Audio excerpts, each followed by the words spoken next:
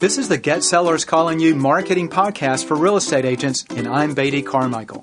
For simple-to-do, proven marketing strategies focused exclusively on finding sellers and getting more listings, visit our website at getsellerscallingyou.com. And now, let's begin our next session of Get Sellers Calling You. Faith as a realtor, and I believe that is our cue that Beatty might have just hopped on. That is me. Okay, hi. It is I. I think, it's 2 o'clock, so maybe we can just officially open up the call and get started. Let's do. Okay. So welcome, everyone. I'm Caroline Springer. Welcome to the next session of Get Sellers Calling You. This is a unique call. This is one of our Radical Faith calls. So, as you've probably been following along, we have had a series of calls about marketing and marketing in the real estate world. And interspersed with those, we're going to be kind of delving into how to bring your Christian faith into your business. So if this is not something that might be interesting to you, you can just skip on. But if you are interested to, talk about radical faith and talk about what it means to be a Christian as a realtor, welcome. We are excited to have you. We are going to be interviewing Beatty Carmichael. As I was talking about earlier, Beatty is professionally, he's the CEO of Master Grabber, the creator of Agent Dominator, and is one of the top marketing experts in the real estate field.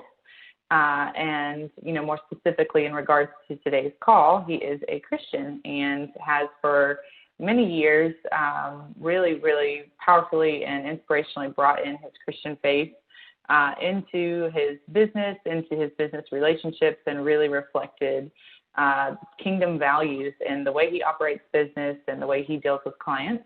So we're really excited to kind of explore and share some ideas and talk about what it is to live out your Christian faith as a realtor. So welcome, Beatty. Well, thank you. It's good to be back, Caroline.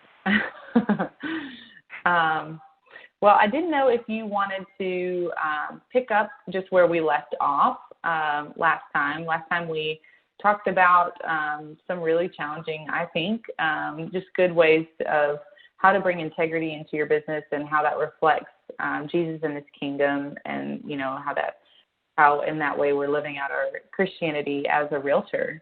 And really we talked about who owns your business, you or the Lord. So I didn't know if we wanted to do a refresher or kind of continuing on. I know you had some things lined up to talk about working from a position of rest and trusting the Lord that I'm really excited to hear and receive myself as well. So I'm just going to kind of let you take it away if you want to do a refresher or just start on some new topics.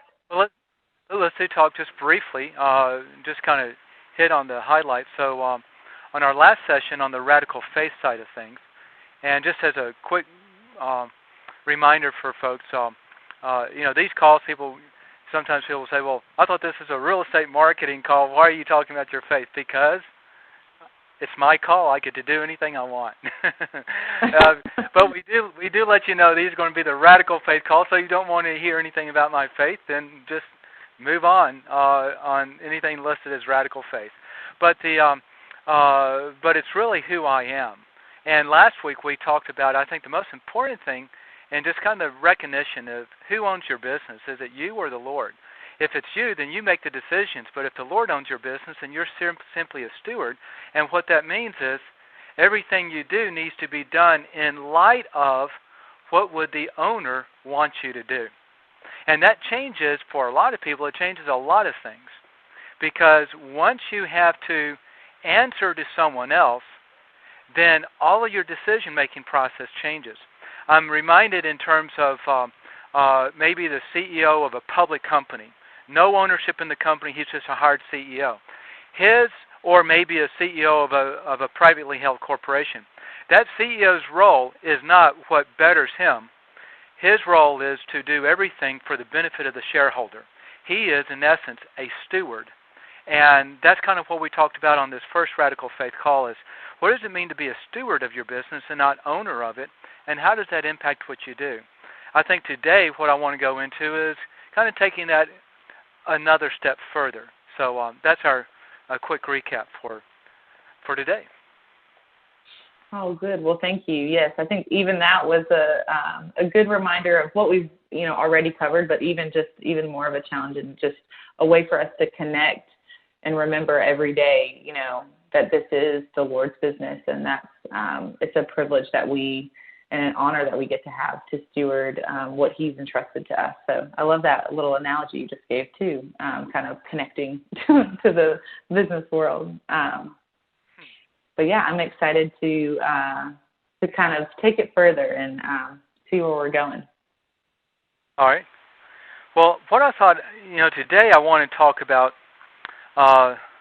coming out of the closet. Okay, unfortunately in today's social, cultural liberalization, coming out of the closet is when someone has been doing something that they kind of know is wrong, and now they come out of the closet because they want to proclaim it as right. The coming out of the closet for this topic is not that, but I think society tells us that it's wrong to live your life as a Christian, that your faith should be a private matter, not a public matter. And if you own your business, then I think they're right. If God owns your business and you're merely a steward, then they are wrong. And so I want to talk about, coming out of the closet, so to speak, or living your life in the open in terms of your Christian faith and following the commands of Jesus that if you light a lamp, you don't put it underneath a bushel and hide it. You stick it out on the mountaintop and shine it out. So that's kind of the direction I want to talk a little bit about on today's call.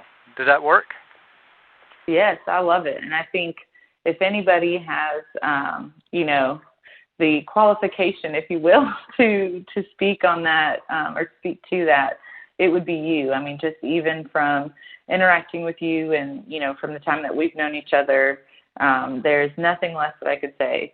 Just you are such an example of somebody that does, is not afraid, is just completely fearless to bring Jesus in every aspect of your business and the way you, treat your employees and your clients. I've seen it, in your relationships, and so it's very inspiring. So I think there's no one that's going to be more qualified to really, even just share some real life examples and, even if it feels like in a moment, like, is this going to cost me? But really, what is at stake? Like, what is the real cost? Is it, not reflecting and not showing Jesus, or is it, taking that chance to trust that, God's going to honor your actions by just referring to Him in everything that we do. So, well, let me ask you. I'm going to turn the stage over to you for a moment, both out of curiosity, but I think as well, sometimes the best teacher is modeling it. And I'm not sure how to really explain it because it is who I am. So sometimes I take a lot of things for granted. But if you were to list, what are the things that stand out about me in terms of living my faith within my place of work? How does it look from your perspective? What is it that maybe someone on the call can kind of take and translate that into what they do within the real estate business? Absolutely. Well, I think it all depends on, if a realtor is on a team or, has an assistant or things like that, because I know I've seen the way that you treat your employees. So that would kind of refer to like a team scenario or, if they had an assistant or something like that, or a buyer's agent. I think just the way, like taking a genuine concern for your employees and just really valuing them as people and seeing, who they are and who they're meant to be, not necessarily just, the performance. I think that's been something I've seen to be really inspiring. And then just, cultivating and creating an environment where people, live in a state of fear, or don't live, they know that they're valued, and they know that they can come to you, but, and then also too, on the other hand, it doesn't mean that, we're creating an atmosphere of expecting anything less than excellence. I think, there's a difference between excellence and perfection. And when you set your employees up with an expectation for perfection, they're doomed to fail, and they'll feel that in their spirit. And I think, though, when you put the challenge for excellence, that brings, that calls people higher, that calls people up to their utmost potential. And I think that's definitely something I've seen just in the way that you, invite people to be a part of the process, and, aren't just giving commands, but, inviting them to, get creative and think and take ownership, themselves. And then, even just, speaking to more of the fearless side, I've definitely been inspired by even this right now, what we're doing, like your willingness to bring, your faith into your business and to intersperse this with marketing calls, and something that you, in the professional world are very skilled at, but are willing to, intersperse in calls about, your relationship with the Lord and how that affects everything you do. I just think that taking that quote risk, like I was saying earlier, I think is really inspiring, and something, everybody that's listening can ponder on, just being willing to put Jesus out there. I know I've heard you pray before meetings, and kind of somehow the Lord works his way back in the conversation. So I think just that risk factor is really inspiring too. Well, let's talk about that, because I think that, there's so I want to kind of talk in terms of application. So you've got someone who says, I'm a Christian, meaning I follow Jesus, not that I simply go to church, or I relate to, or feel like because I came up in a Judeo-Christian family that I'm a Christian. But, you truly are what I'll call a Jesus follower, a disciple of Jesus. For, how does it look? How does that appear in your real estate business? And I'd like to suggest that we're to be a witness and not hide who we are. Throughout Scriptures it says, be a witness. Okay? And what is a witness? A witness is someone who tells what they've seen, shares what they've experienced. Someone who, imagine that, you've got, imagine that you got the cure to the flu, and you come across a friend who's got the flu, and all they have to do is these, 2-3 things. Most of it you can buy just from a local grocery store, and the flu automatically goes away. I mean, you would want to tell everyone that you came in contact with who had the flu. So the question is, as a Christian, why don't we do that? And how do we start to do that? And I think, the society tells us, keep your faith at home. Jesus tells us to make your faith shine out like a light. And who are we going to follow? And then the question is, obviously we want to follow the Lord, but then how do you do it? I think you bring up a great thing, which, these radical faith calls. So why do we do it? Because the Lord directed me to. Is there risk? Absolutely. In this day and age, lots of risk, lots of potential backlash, lots of potential, I'll lose lots of clients because they take an offense because I take a stand. And I take offense because they are offended at my willingness to take a stand. But yet if they take a stand, they think I should embrace it. Okay? So it's the willingness to say, I'm going to take a risk, and it doesn't matter what happens, because ultimately, this will actually be for our next Radical Faith call. Ultimately, what happens is, God controls it anyway. I mean, I could tell you the history of my business, and probably the realtors out there could attest that, you get business that you don't even realize is coming your way, but God simply delivers it to you because He loves you, because He chooses to reward you. And it says that the Lord protects those who are loyal to Him. And so the question is, how are you showing your loyalty? In fact, here's a great question to ask, Caroline. Let me see how to phrase it. If you were brought before a judge in a court of law and accused of being a Christian in the workplace, would there be enough evidence to convict you? I would hope so. Yeah, I would hope so.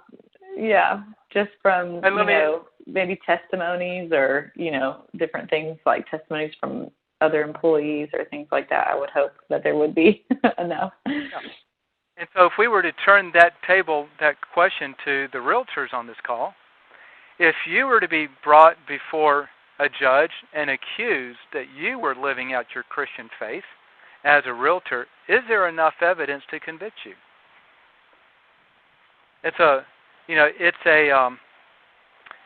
a pointed question, and it's if the answer is no, then it's time to make a change. I remember my father, and I think this is also part of the issue. I've heard in the business world a lot of times, I hear from my father, don't hire a Christian, they're the worst workers.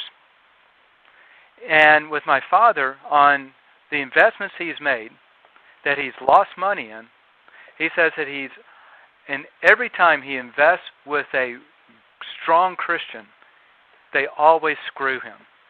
Isn't that a horrible testimony? And here's what's going on. There are people who call themselves Christians, who wear it on the sleeve, do business with me because I'm a Christian. And people follow them, and they're nothing but a wolf in sheep's clothing. They may be a Christian at the technical sense. Maybe they've given their life to Christ, but they are not a Christ follower. Okay?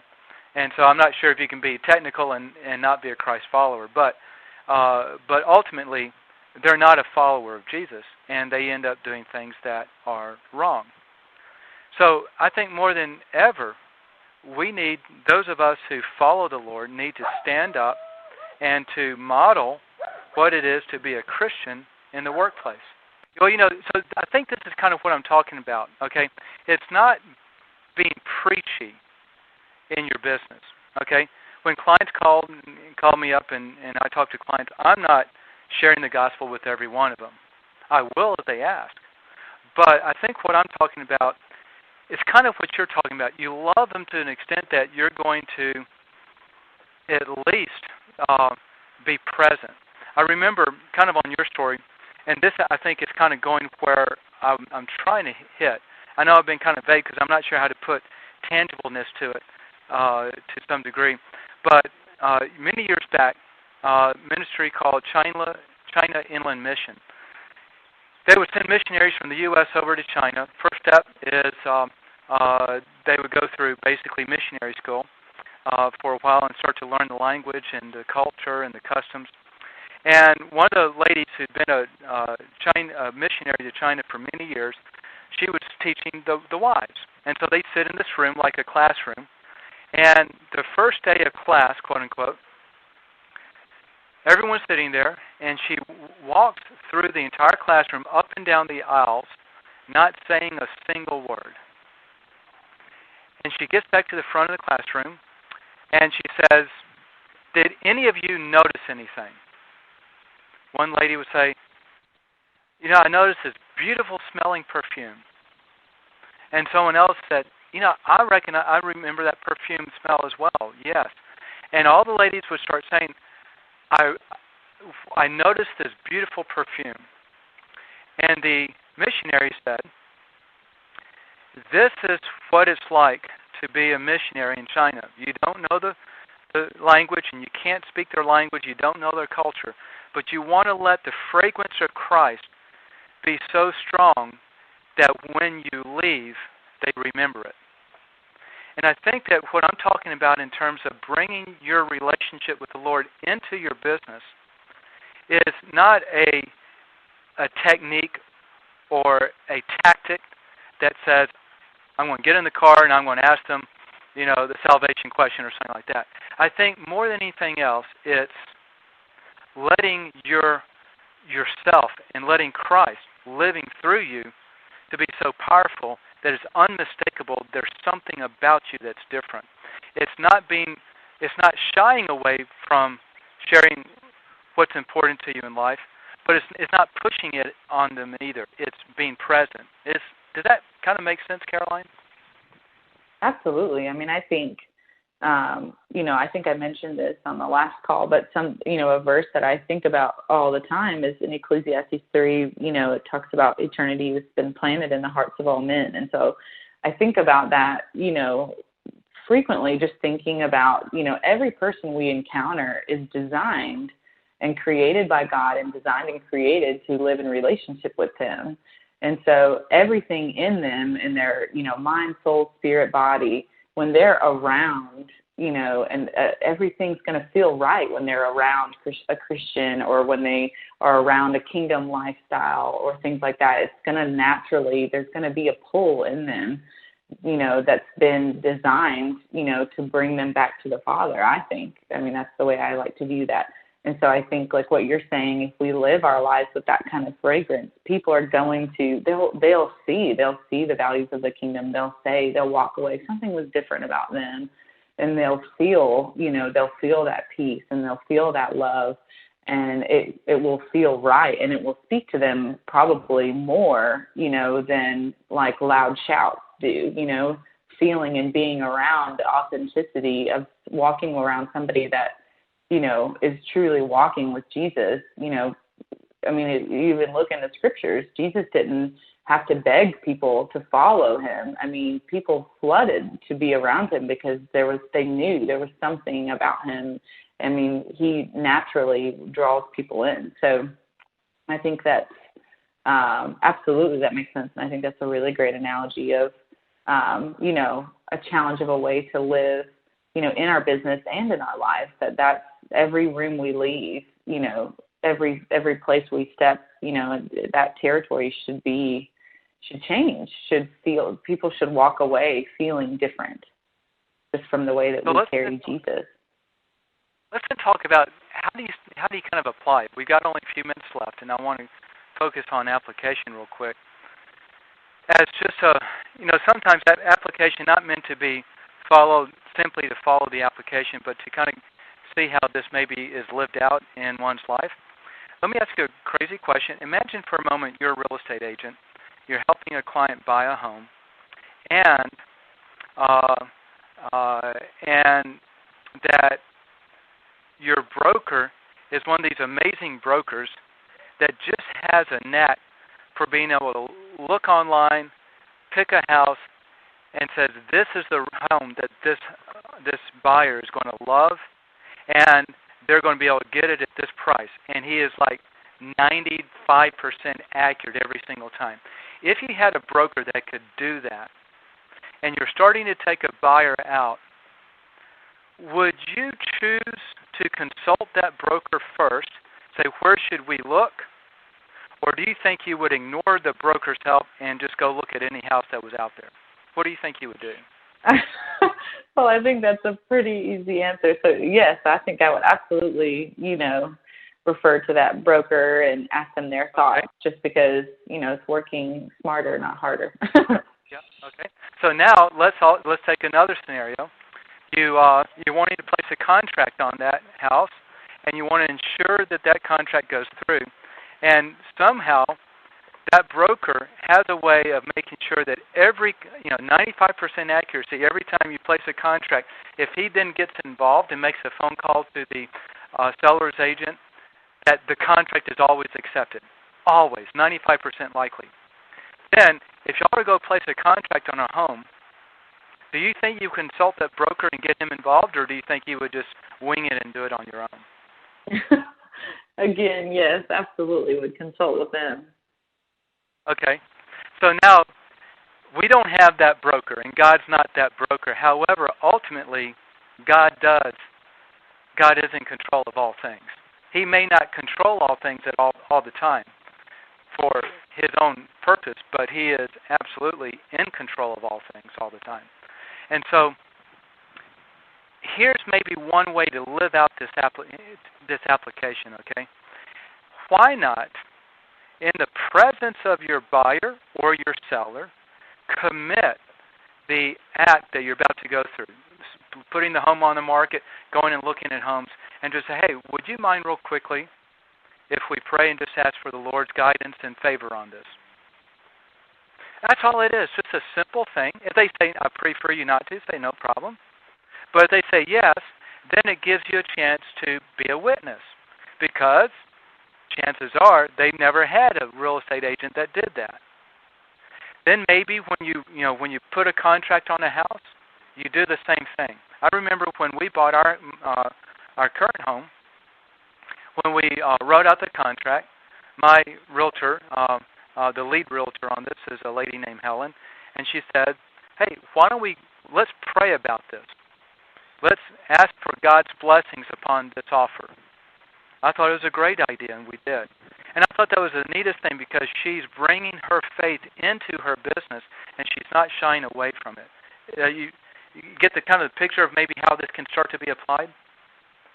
Absolutely. I think, too, just as an encouragement, I think people nowadays are a lot more receptive to prayer than we might think in our minds.